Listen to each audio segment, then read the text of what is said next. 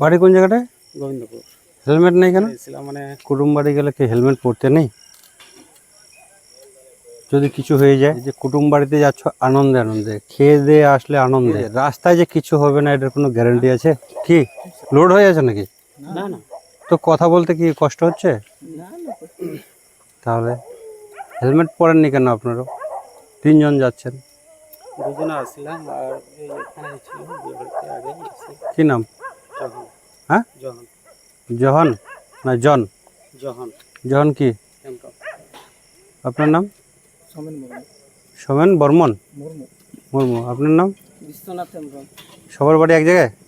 এক গ্রামে। হেলমেট পরা মানা আছে? না না হেলমেট পরলে কার সুবিধা আছে? আপনাদের পড়বে আর পরে, ঠিক আছে। বিয়ে থা হয়েছে সবারই? সবারই হয়েছে? বউ বাচ্চা আছে বাড়িতে?